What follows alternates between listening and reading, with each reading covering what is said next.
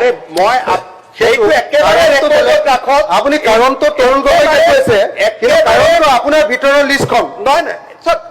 আপুনি যিখিনি লিষ্ট দিছে সেই মানুহবিলাক চাকৰি যায় বুলি দিয়া নাই আপুনি হৈ যোৱাটো হৈ গ'ল এতিয়া আশ্বাস দিব লাগে আগতে একশ্যন হ'ব লাগে বুলি শৰ্মা কমিটিৰ ওপৰত আপুনি মোৰলৈকে নিদিব অসমৰ সকলো মানুহে জানে অসমত যদি নিৰপেক্ষ নিযুক্তি দিয়া এজনেই মানুহ আছে এইজনৰ নাম হিমন্ত বিশ্ব শৰ্মা এইবিলাকত মোৰ ওপৰত আইনা মাৰি লাভে নাই অসমৰ মানুহে হাজাৰবাৰ প্ৰমাণ কৰি দিছে যে হিমন্ত বিশ্ব শৰ্মাক আমি অবিশ্বাস নকৰো হ'ব থেংক ইউ আজি টেটৰ পৰা আৰম্ভ কৰি 1.5 লাখ নিযুক্তি অহা 7 তাৰিখে ৰিজাল্ট দিব এটা উলিয়াই ল'ব যে ক'ৰবাত গণ্ডগোল আছে নেকি মোৰ গাত বোকা ছটিয়াই লাভ নাই আপুনি বহুত চেষ্টা কৰিছে তাৰ মই বহুত ওপৰত এইবিলাক কৈ লাভ নাই 2009ৰ পৰা এই Akhil Gogoi breaking Akhil Gogoi live Akhil Gogoi unedited কিমান কি ফাইল এজনে এইবাৰো নীলা ফাইল দেখুৱালে এইবিলাক লৈ লাভ নাই হিমন্ত বিশ্ব টাইমটো বেয়া টাইম গৈ আছে কালিৰ পৰা হিমন্ত বিশ্ব শৰ্মাক অসমৰ মানুহে এইবিলাকৰ ওপৰত বুলি অলৰেডি কৈ থৈ দিছে যে ইয়াক গালি গালাজ কৰি লাভ নাই ই কৰি আছে যদি অসমত মই এবাৰ কৈছো নিযুক্তি কোনোবাই যদি স্বচ্ছ কৰিছে এডুকেশ্যন মিনিষ্টাৰৰ পৰা আজিলৈকে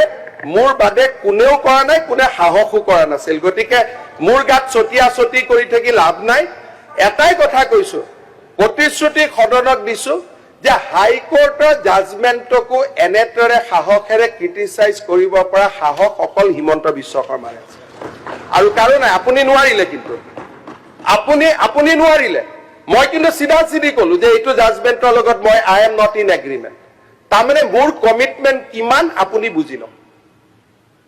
মোৰ কমিটমেণ্টৰ লেভেলটো কিমান আপুনি বুজি লওক আপুনি ডেট কেইটা গালি গাই দিলে আৰু দুখটো আমাৰ গাত আনিলে কিন্তু আপুনি এইটো কথা নকলে যে হাইকোৰ্টে অলপ দেৰি অপেক্ষা কৰিব লাগিছে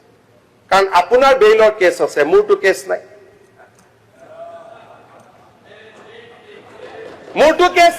সেইকাৰণে মই আজি সাহসেৰে আপোনাৰ কেছ কেনেকে থাকিব চব চাৰ্জচিটে লুকুৱাই দিয়ে আপুনি আৰে নাই এইটো নকব মাল কোৰ্টৰ পৰা কি হয় থানাৰ পৰা এইটো নকব এইটো এনেকুৱা ধৰণৰ কথা নাপায় এইটো নকব এনেকুৱা আপুনি এক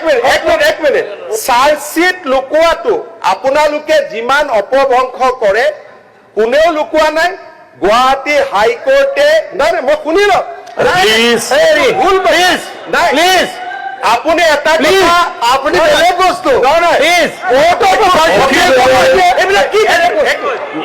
আৰে মইতো বেলেগ বস্তু হয় নহলে অখিল গগৈ ইমান দিন অসমক শেষ কৰি দিলেহেঁতেন মই বুলিহে আপোনাক ৰখালো নহলে আপুনি যিটো আনএডিটেড লাইভ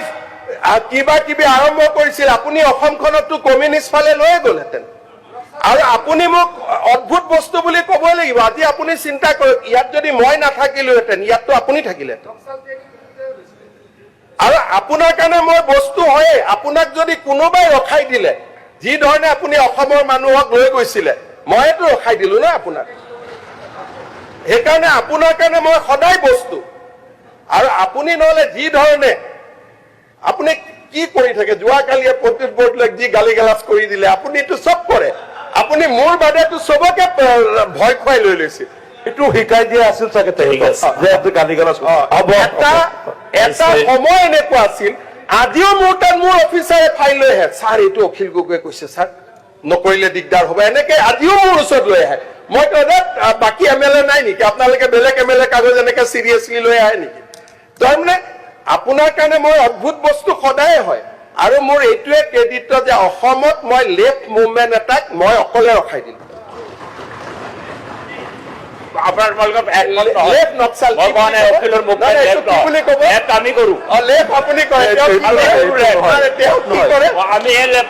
তেওঁ কি কৰে যোনটো আপোনাৰ ইংগিতত চলি আছে মই এটাই কথা কৈ সামৰণি মাৰিছো কাইণ্ডলি বেন নকৰিব তেওঁক নাই লেফ্ট নহয় আপুনি আল্ট্ৰা লেফ্ট মই লেফ্ট আপুনিতো আপোনাৰতো মই পঢ়িছো ঠিক মই লেফ্ট আজি লেফ্টে নহয় 2000 প্ৰগতিশীল জাতীয় অসমত যি ধৰণে নৈৰাজ্যবাদ লৈ অহাৰ এটা ডাঙৰ ষড়যন্ত্ৰ চলিছিল অখিল গগৈ ৱাজ দ্য ফ্ৰণ্টমেন আজি সেই গোটেই নৈৰাজ্যবাদৰ ধাৰাটোক মোৰ ল'ৰা ছোৱালীক মই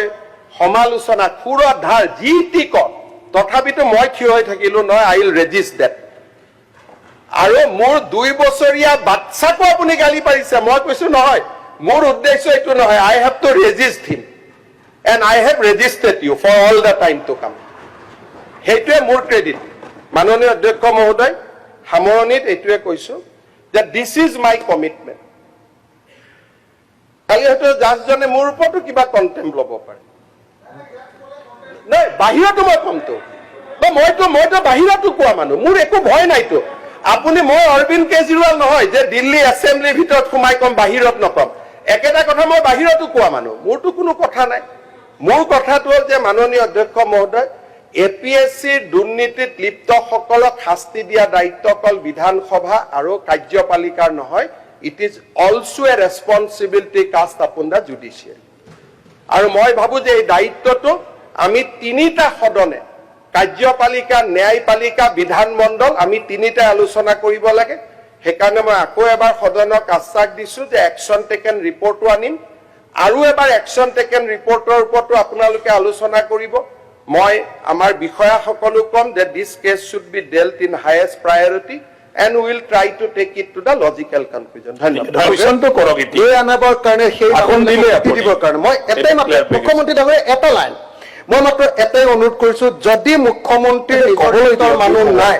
তেতিয়াহ'লে বিকে শৰ্মাৰ ৰিপৰ্ট অনুসৰি দুটা সিদ্ধান্ত দিব লাগে মই নিজকো কৈছো যে ইয়াত চিবিআই এনকুৱাৰী দিয়াৰ কথা কৈছে বিপ্লৱ শৰ্মাই এটা মানে হেৰি ৰেছপনচিবিলিটি ফিক্স কৰিবৰ কাৰণে মোৰ বন্ধু এজনৰ নামো উল্লেখ আছে গতিকে মোকো সাঙুৰি লোৱা হৈছে মোৰ ওপৰতো চিবিআই এনকুৱাৰী দিব লাগে আৰু 1 নম্বৰ আৰু 2 নম্বৰ যে বিপ্লৱ শৰ্মাৰ ৰিপৰ্ট অনুসৰি গোটেই সেটটোকে মানে একেবাৰে কেনচেল কৰিব লাগে বুলি যেটো অৰ্ডাৰ আছে সেইটোৰ ব্যৱস্থা কৰিব লাগে যদি নকৰে মুখ্যমন্ত্ৰী মাননীয় অধ্যক্ষ মহোদয়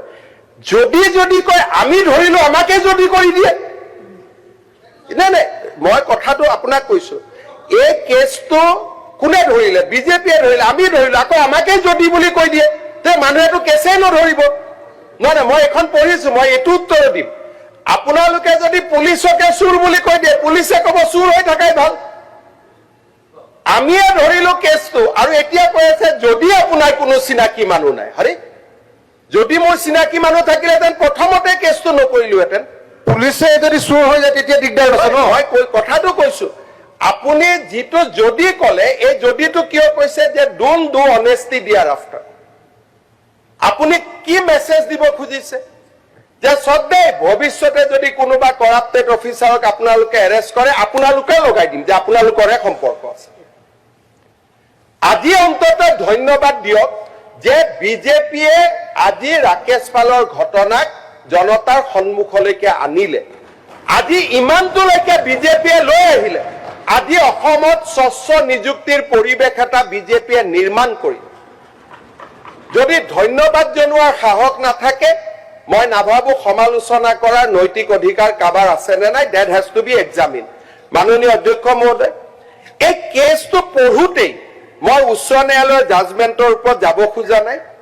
ডেট কেইটা আপুনি চাব যে এনেকে এফিডেভিট দিয়া ডেট দিয়ে নেকি এফিডেভিট ইন অপজিশ্যন দিয়াৰ এটা চাইজেবল সময় দিয়ে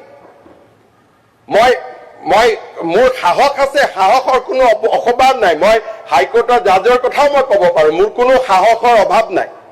আপুনি যিকেইটা ডেট পঢ়ি দিলে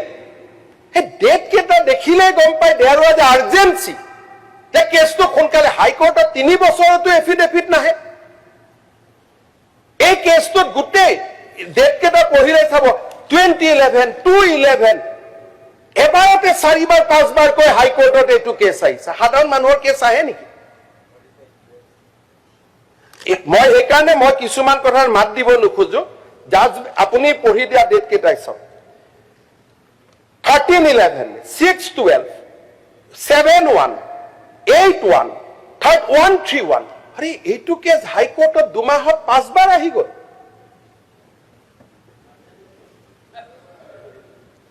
আজি প্ৰিয়ংকা দাস ইমান ডাঙৰ মানুহ হৈ গ'ল যে তেওঁৰ কেছটো বাৰে বাৰে হাইকোৰ্টত কজ লিষ্টত আহি যায়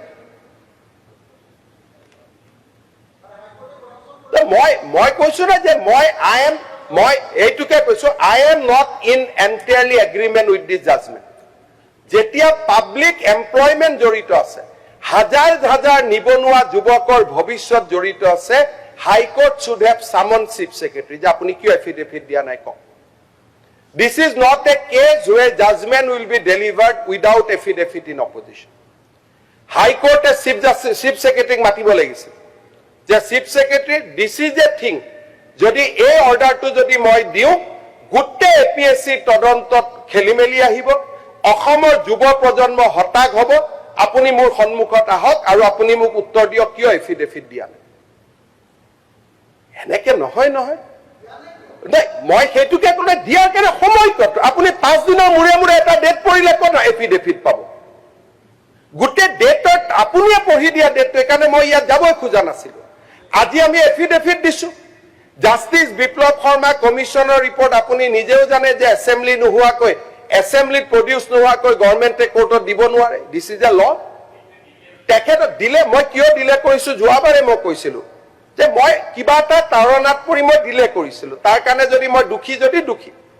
যদি মই যোৱাবাৰ হাউচত আৰম্ভণিতে কৈছিলো যে এই প্ৰতিবেদনখন মই দিব খোজা নাছিলো আৰু তাৰ কাৰণে কিবা এটা ব্যক্তিগত সম্পৰ্ক এটা থাকে, তাৰণা এটা থাকে, মই অলপ এইটো মই অকপতে স্বীকাৰ কৰিছো যে মুখ্যমন্ত্ৰী তৰুণ গগৈৰ নামটো অহা কাৰণে এই প্ৰতিবেদনখন মই হাউচত আনিব খোজা নাছিলো। বাট ডিউটি ইজ এবভ ৰিলেশ্যন। যেতিয়া মোক ডিউটিটো ৰিমাইণ্ড কৰি দিয়া হ'ল যে নহয় আপুনি দিবই লাগিব,